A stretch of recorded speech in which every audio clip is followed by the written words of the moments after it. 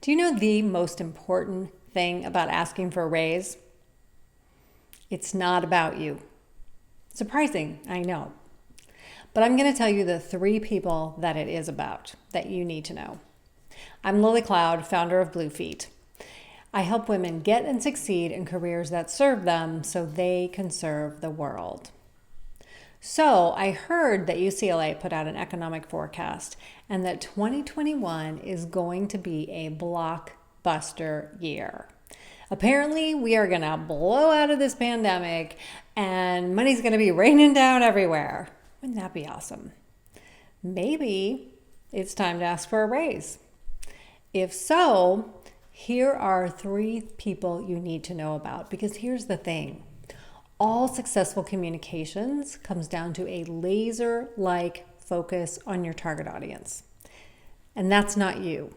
It's about the other person and what matters most to them.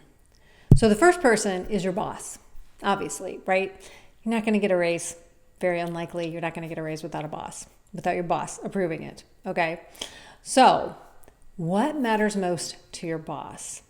When you're thinking of making your case, which you're going to need to do, think about how you helped your boss be successful. What were the most important projects to her? What made her look good? Of course, it should be all of your successes and all of your achievements, but think particularly about what matters to her. Maybe she's already convinced and knows that you rock, so you're going to collaborate on this, which brings me to the second person. Collaboration or not, it's very likely that the other person is going to be your boss's boss. Somebody else is going to have to approve this. Someone at a higher level is going to have to approve this raise. So think about really what matters to them. What's most important to them? What are the accomplishments, maybe department-wide, enterprise-wide? How can you convince them or help your boss convince them, which is what more likely is going to have to happen, that you are awesome and deserve a raise? Okay? So help your boss make the case, right? Don't just leave it to chance. Help your boss convince her boss. The third person that you're going to have to convince is human resources. The thing about that is everybody's asking them for a raise, right? They're hearing it from everybody. It's like, I want a raise, I want a raise, I want a raise from all different departments, all across the company, and they have to figure out, how to balance this all out. So one of the things that can absolutely help convince HR is where you are with your market value. Are you really on par with similar jobs elsewhere in the world, in the country, in your region? Are you doing work at a higher level than what you're being paid for?